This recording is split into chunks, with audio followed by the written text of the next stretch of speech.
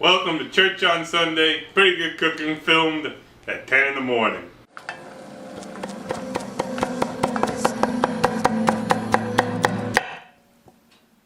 Good morning. Welcome to Pretty Good Cooking.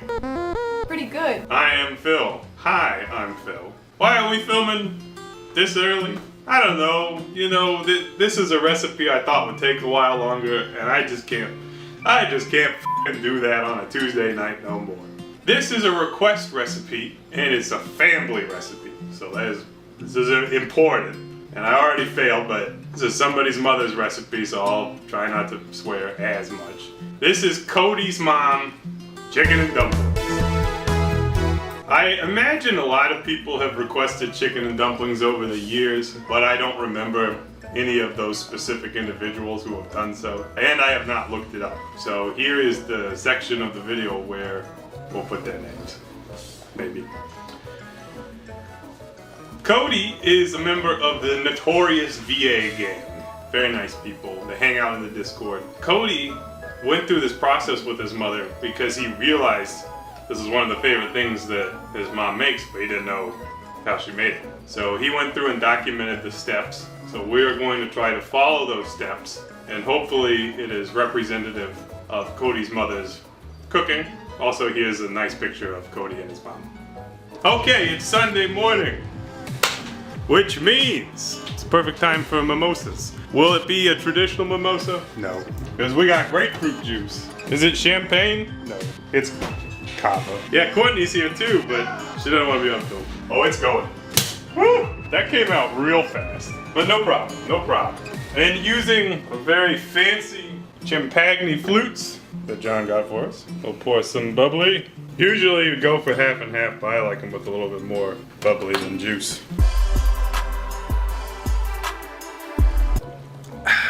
All right, now that we have mimosa in hand, we can cook on Sunday morning. This is a home-style, very traditional dish, and we are full-assing it, not half-assing it. A lot of families will know this recipe in a quick version, where basically you get some chicken stock, you throw some chicken in it, and then you get a can of biscuits, pre-made biscuits, and you dump them.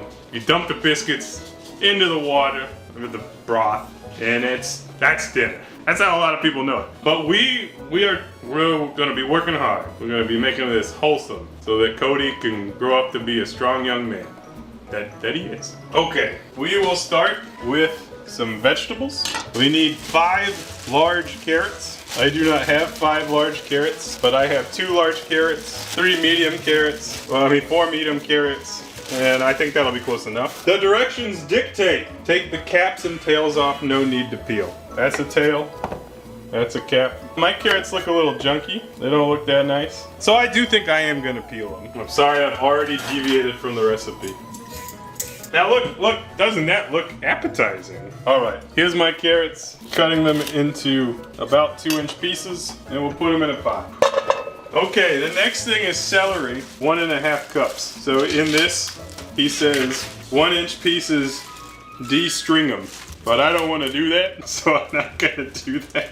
But I also think it'll be fine. We're gonna blend this all up later, and I remember somebody saying something about full-assing the recipe. Yeah, but no. Shut up, John. I don't need your commentary. The viewers need your commentary, but I don't. 1-inch pieces. I'm gonna de-string them by cooking them. Okay. I don't know if that was enough celery. I don't know. I think it's fine. Okay, so the next is 2 big old onions. 2 big old onions. I am using 1 yellow onion and 1 white onion. Why? Just for a depth of flavor. Is that what the recipe called for? No. This is my artistic interpretation. You're supposed to peel in half these onions into 2 halves of each onion. Okay, these halves of these onions are going in here. Alright, add herbs. Okay, I made another modification. I'm sorry, Cody's mom. Literally every step you've done differently. Yeah, it's true. You peeled the carrots. Yes, you didn't string the celery, you were told to string. Yes, John, I know. Okay, so the recipe calls for dried herbs of sage, rosemary, and thyme. I'm using fresh herbs. I don't really like dried sage all that much. And what's the worst that could happen? This could just maybe taste better? But if you got dried herbs, that would be fine. It would be just fine. John's razzing me this morning. Gotta defend Cody and I've his got family. no respect. No respect. Okay, I'm just gonna throw them in like that. If you don't want floaty bits, because we'll probably fish them out later. If you don't want bits of the vegetable in this, you can put them in a cheesecloth, but I don't care about that. I just can't follow a recipe. Now, I'm not saying like I'm too dumb to do it, but you know, like that the Ron Swanson in a hardware store where that meme where he's like, I know more than you. So that's just how I feel sometimes. I don't think that I know more than Cody's mom, but you know, I'm trying to, I don't know what I'm trying to do, John. Okay, all right, it's chicken time. God dang. All right, we're gonna cut up a chicken. I had a big old chicken. My tip for the day, if you buy a whole chicken and a grocer puts it in a plastic bag, just leave it in there, because they always leak. All right, here's our chicken. This is a 6-pound chicken. It's a hefty boy, I mean gal. They're normally gals. Yeah, right, I feel like I'm going crazy. Okay, the recipe says to quarter the chicken. Oh, what an unpleasant sound. All right, so you can quarter the chicken as you see fit, but I am gonna cut the back from the rest of the chicken, and I'll just put it in, and we can fish it out later. Okay, that's 1/4, another quarter. Yeah, if we do that as is, there ain't gonna be no stock, because that pot's full, so I'm gonna get a bigger one. Okay, so I'm upgrading the size of the pot.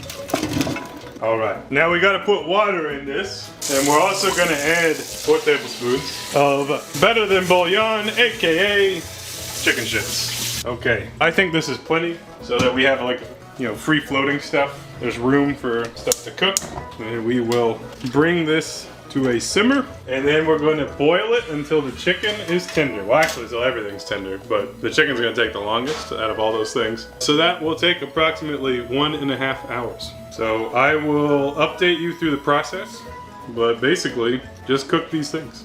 We will be back with updates. Hey, so our stock has been going for around an hour. I'll just give you an update on what it looks like. You can see the vegetables are very tender. The meat is mostly tender. It's definitely all the way cooked, but it will benefit from a little bit more cook time. So looking at one of the larger pieces of meat, I can tear it in with my tongs, but it still has some pretty firmness, or I guess resistance. So we'll just let that keep simmering, probably for another 20-30 minutes. But it's looking good, and it smells great. So I'll let you know when we cut that. But for now, we'll be right back. Okay, so our chicken's about done. It's tender for sure, and I can basically in a big thick piece of meat, I can work my tongs through it. It has a lot nice give, so this is good. So we will start with some hot grabbies, and in a bowl, I'm gonna try to grab some of the larger pieces of chicken out of there, because it'll make it easier for me to strain. We are gonna want to separate the chicken from the vegetables as best you can, because we're going to blend the vegetables back into the stock. So over here I have a Cambro and a strainer set up. I'm just gonna go ahead and strain the stock.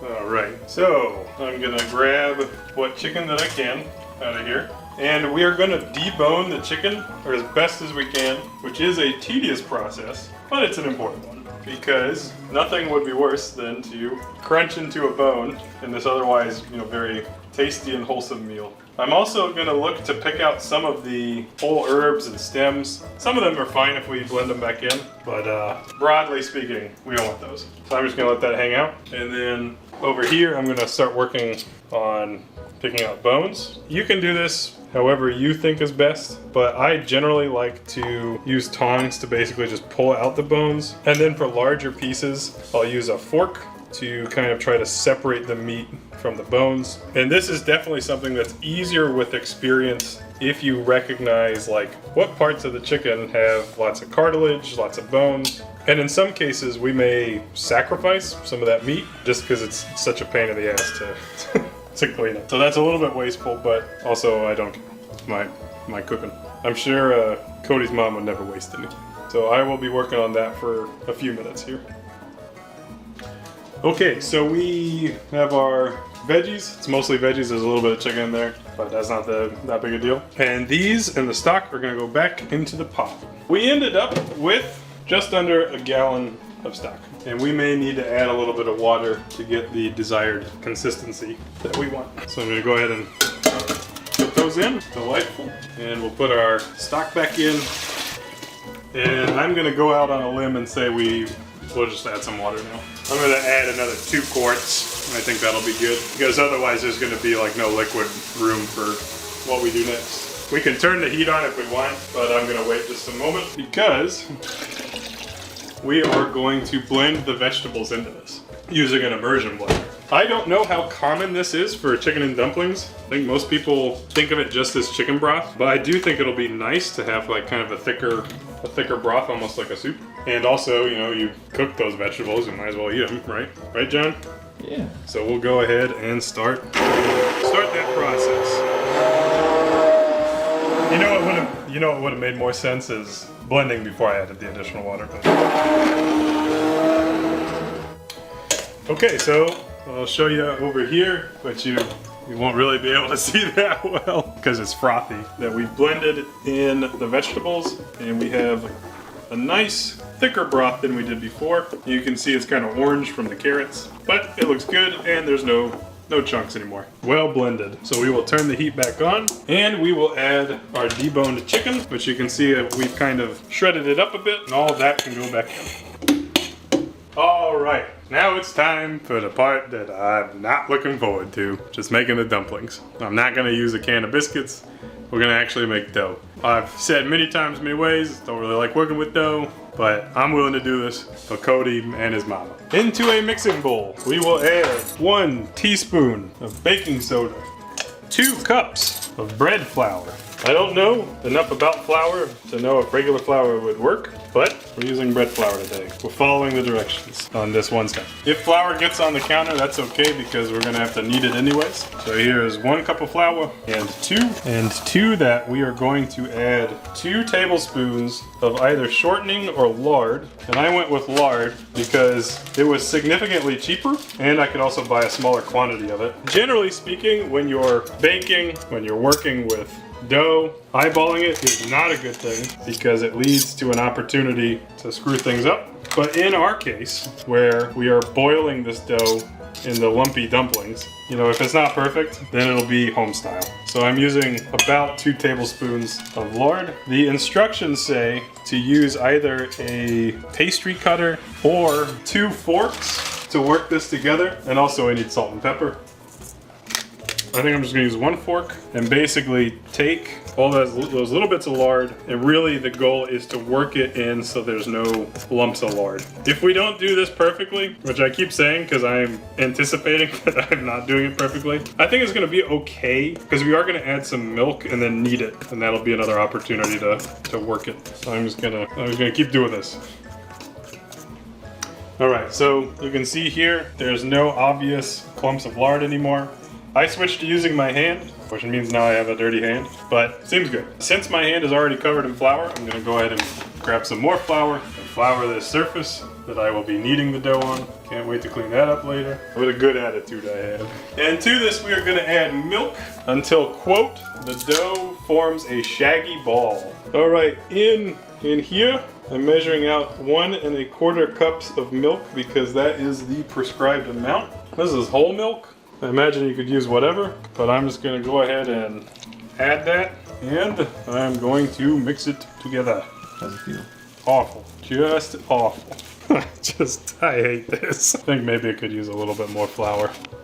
Might have been just a bit much milk for me, but. All right, we have a shaggy ball, very shaggy. Look how shaggy that is. And we're gonna scoop that out as best we can onto this floured surface. My fingers are just totally effed. And now it's time to knead it. No! I should have floured my hands more. I feel like even when I do remember to flour my hands better, this just happens to me constantly, where I'm just covered in dough and I hate it. I'm just gonna run with it, I think. I'm supposed to knead it for 4 minutes. I've made a mistake. Okay, stop filming me.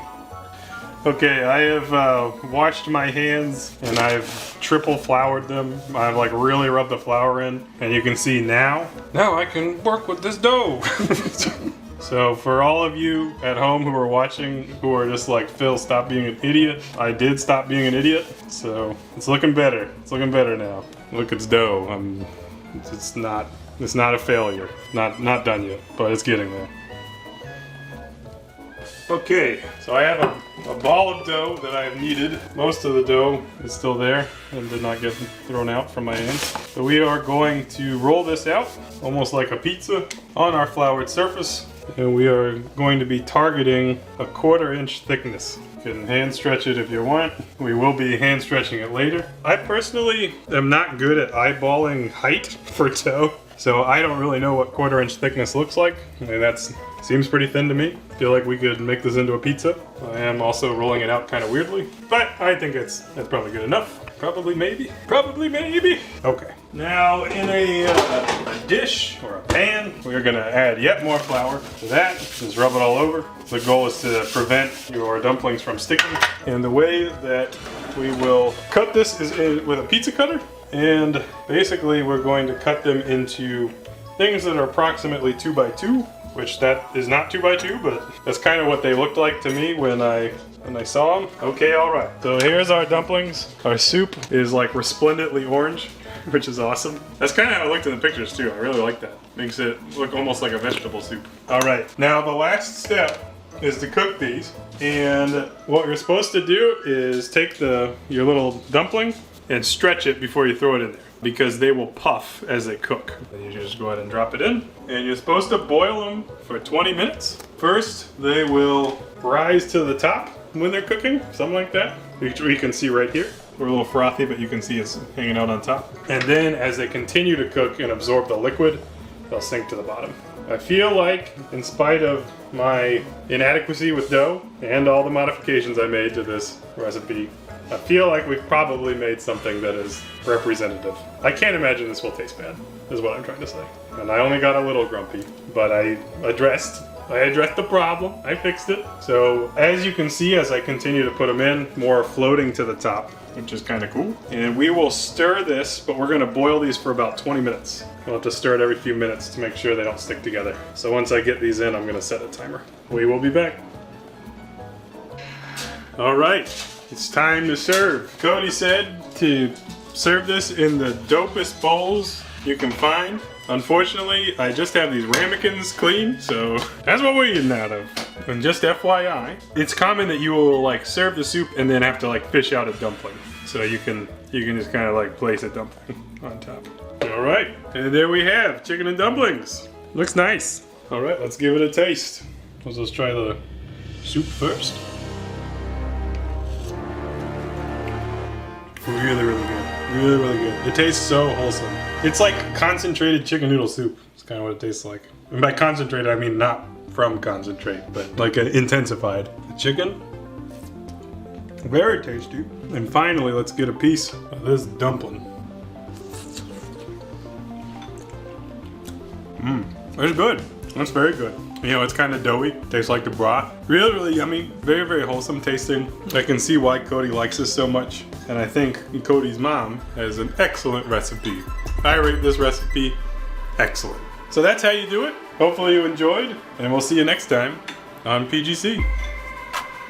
Bye-bye.